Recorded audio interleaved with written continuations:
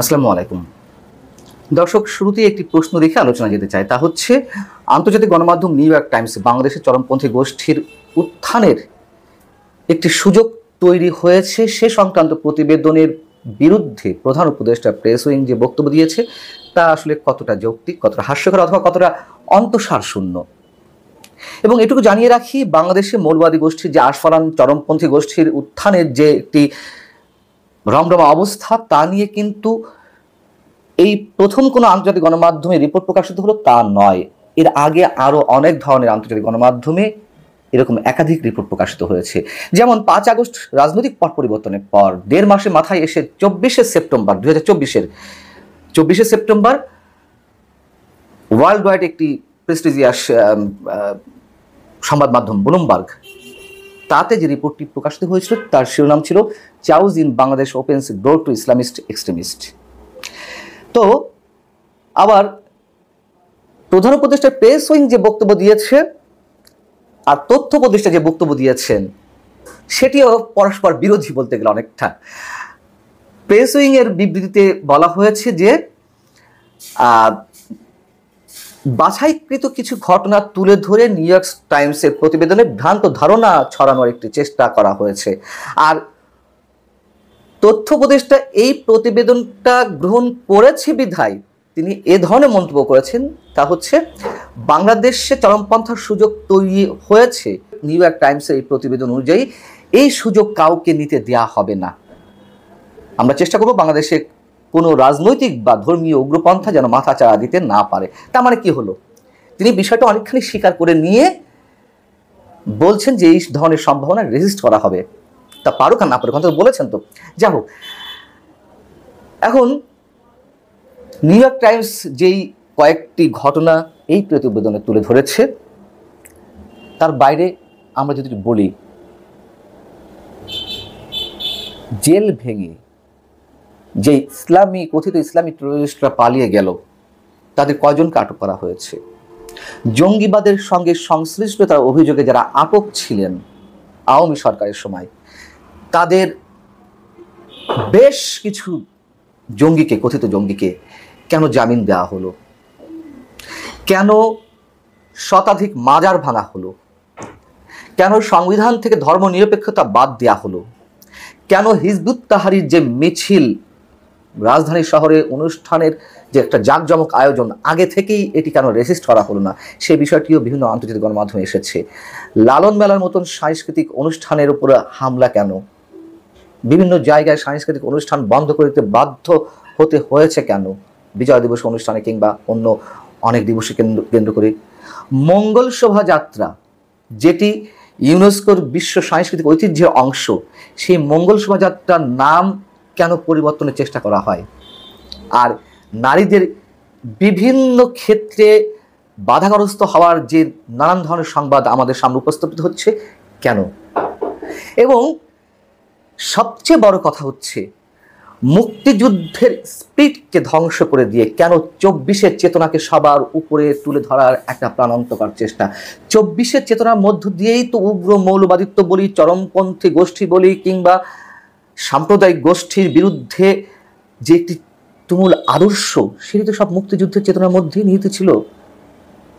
সেইগুলোকে পাশ কাটিয়ে চলার কেন একটি প্রচেষ্টা সরকারের উপদেষ্টাদের মধ্য থেকে? এই যে উদাহরণগুলো তুলে ধরলাম, এর একটিকেও কি প্রধান উপদেষ্টার প্রেস উইং বা সরকার অস্বীকার করতে পারবে না, তাই না? এবং এ কথাটাও বলে রাখি যে বাংলাদেশ সেনাবাহিনী নিয়ে নিউ ইয়র্ক টাইমসের একটি প্যারা এসেছে, সেটার বিষয়ে আমি শেষ পর্যায়ে একটু আলোচনা করব। তার আগে এটুকু বলে রাখি আরেকটি বিষয়, নিউ ইয়র্ক টাইমস কিন্তু কোনো প্রোপাগান্ডা ছড়ায়নি, কোনো ধরনের কোনো মিথ্যা বানোয়ার সংবাদ তুলে ধরেনি, যেটি ভারতের বিভিন্ন গণমাধ্যমে প্রোপাগান্ডা আকারে ছড়ানো হয়েছে। সংখ্যালঘুদের উপরে নির্যাতন হয়েছে, সেগুলো রাজনৈতিক হোক আর যেভাবেই হোক হয়েছে, কিন্তু ভারতীয় গণমাধ্যমগুলোতে যেভাবে বলা হয়েছে রাজধানীতে লাশের পর লাশ, হিন্দু মানুষদের লাশ পড়ে আছে, চট্টগ্রামে হিন্দুদের উপরে সামরিক বাহিনী গণহত্যা চালাচ্ছে, এই ধরনের কোনো বায়বীয় খবর তো আর নিউ ইয়র্ক টাইমসে আসেনি, তাই না? তাহলে নিউ ইয়র্ক টাইমসের খবরটি আমরা অস্বীকার করব কিভাবে? এবং একই সঙ্গে সরকার যেটি অ্যাভয়েড করলে তো সবকিছুই অ্যাভয়েড করার মধ্যে পড়ে যায়, তাই না?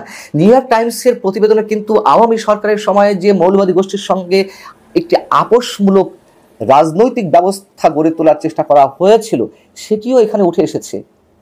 এখানে বলা হয়েছে যে আওয়ামী লীগ সরকার কোনো মৌলবাদী গোষ্ঠীর সঙ্গে আপোষ করতে গিয়ে এই চরমপন্থী গোষ্ঠী তারা নিজেদের শক্তি বিস্তারের সুযোগ পেয়েছে। এটি কি মিথ্যা? আমরা জানি হেফাজতে ইসলামের সঙ্গে কিভাবে আওয়ামী লীগের সখ্যতা গড়ে উঠেছিল এবং হেফাজতে ইসলামী সহ আরও বেশ কিছু মৌলবাদী সংগঠনকে, ধর্মভিত্তিক সংগঠনকে ছাড় দিতে গিয়ে, ক্ষমতায় টিকে থাকতে ছাড় দিতে গিয়ে সেগুলো আমাদের জন্য কতটা বুমেরাং হয়েছে সেটি তো আমরা জানি এবং সে বিষয়টি নিউ ইয়র্ক টাইমসের প্রতিবেদনে উঠে এসেছে। তাহলে আমরা কিভাবে বলবো যেটি এক পেশে, যেটি সরকারের প্রেস উইং দাবি করছে যেটি এক পেশে একটি প্রতিবেদন, এবং সেখানে শুধু বাংলাদেশ নয়, আফগানিস্তান সম্পর্কে বলা হয়েছে যে আফগানিস্তান একটি চরম জাতিগত ধর্মীয় রাষ্ট্রে পরিণত হয়েছে, সেখানে নারীদের মৌলিক স্বাধীনতা থেকে বঞ্চিত করা হচ্ছে। পাকিস্তানের উগ্র ইসলামপন্থীরা বছরের পর বছর ধরে সহিংসতার মাধ্যমে তাদের চাওয়া পাওয়া বাস্তবায়ন করে যাচ্ছে। ভারত সম্পর্কেও বলা হয়েছে যে ভারতে একটি প্রতিষ্ঠিত হিন্দু ডানপন্থী দল অর্থাৎ বিজেপির কথা স্পষ্টত বলা হয়েছে যে এই দলটি দেশটির ধর্মনিরপেক্ষ গণতন্ত্রের ঐতিহ্যকে ক্ষুণ্ণ করেছে, মিয়ানমার বৌদ্ধ চরমপন্থীদের দখলে রয়েছে, যার জাতিগত নির্মূল অভিযান চালাচ্ছে। অস্বীকার করার কিছু আছে এখানে কোনো অংশ? এবং এটি যে শুধু বাংলাদেশকে নিয়ে করেছে তা কিন্তু নয়, এই দক্ষিণ এশিয়ার যে রাষ্ট্রগুলো, আলোচিত রাষ্ট্রগুলো, সেইগুলো সম্বন্ধেও রয়েছে যে কীভাবে চরমপন্থী গোষ্ঠী সেখানে মাথা চাড়িয়ে উঠছে, সেটা হিন্দু মৌলবাদী গোষ্ঠী হোক কিংবা ইসলামী মৌলবাদী গোষ্ঠী হোক। এবং এখানে জামাত প্রসঙ্গে যেটি বলা হয়েছে যে উল্লেখযোগ্য ব্যবসায়িক বিনিয়োগের অধিকারী এই দলটি দীর্ঘমেয়াদী খেলা খেলছে, দীর্ঘমেয়াদী খেলার অংশ হিসেবেই তারা নির্বাচন চাইছে না, সংস্কারের নামে তারা নির্বাচন লেন্দি করছে এবং সরকার যে লেন্দি করা একটি প্রক্রিয়ার মধ্যে আছে তার সবচেয়ে বড় শক্তি হচ্ছে জামাতে ইসলামী এবং তারই ধারাবাহিকতায় নতুন যে রাজনৈতিক দল এনসিপি তারাও নির্বাচন চায় না। তাদের সঙ্গে জামাতে কি সম্পর্ক সেটিও আমরা জানি, সাথে এবি পার্টি রয়েছে। এবং সেনাবাহিনী সম্পর্কে যে একটু আলোচনা করতে চেয়েছিলাম ছোট করে, তা হচ্ছে এটি যে এখানে বলা হয়েছে শেখ হাসিনা পতনের পর পুলিশের মনোবল ভেঙে পড়েছে, তারা আজ নিজেদের অবস্থান ধরে রাখতে পারছে না। সামরিক বাহিনী কিছু পুলিশিং দায়িত্ব গ্রহণ করেছে বটে, তবে তারাও অন্তর্বর্তী সরকার ও ছাত্র আন্দোলনের নেতাদের সঙ্গে ক্রমশ বিরোধে লিপ্ত হচ্ছে। আমি এই জায়গাটিতেই একটু অসঙ্গতি খুঁজে পাই নিউ ইয়র্ক টাইমসের সম্পূর্ণ প্রতিবেদনের মধ্যে। আমার কথা হচ্ছে যে সামরিক বাহিনী তো অন্তর্বর্তী সরকার বা ছাত্র আন্দোলনের নেতা বা যে সমন্বয়করা ছিলেন বা তাদের নেতৃত্বে যে দল গঠন করা হয়েছে তাদের সাথে বিরোধী লিপ্ত হয়নি, বরং যে সরকার এবং এই ছাত্র সমন্বয়করা বা এই রাজনৈতিক দলটির নেতারা তারা সামরিক বাহিনীকে তাদের প্রতিপক্ষ মনে করছে। সামরিক বাহিনী যেহেতু চায়, সেনাপ্রধান চান যে এই বছর ডিসেম্বর মধ্যে নির্বাচন হোক, সেটি তারা মেনে নিতে পারছে না এবং সামরিক বাহিনীকে গণমানুষের বিপরীতে দাঁড় করানোর জন্য একটা প্রাণান্তকর চেষ্টা আমরা দেখতে পাচ্ছি তাদের কারো মাঝে। এটাই তো বাস্তবতা। সেনাবাহিনী তো আর উঠে পড়ে লেগে কারো বিরুদ্ধে উঠে পড়ে লাগেনি, কাউকে ধরপাকড় করেনি বা অন্য কোনো ব্যবস্থা নেয়নি কারোর বিরুদ্ধে, বরং সেনাবাহিনী এখনো পর্যন্ত অনেকের মাধ্যমে নানান প্রক্রিয়ায় আক্রমণের শিকার হচ্ছে। অতএব সরকারের যে বিবৃতিটি সেটি সত্যকে চরমভাবে আড়াল করার একটি অপচেষ্টা এবং এই অপচেষ্টার মধ্য দিয়ে আমার ধারণা, আমি মনে করি সরকার নিজেও পার পাবে না। আল্লাহ হাফিজ, ভালো থাকুন সবাই।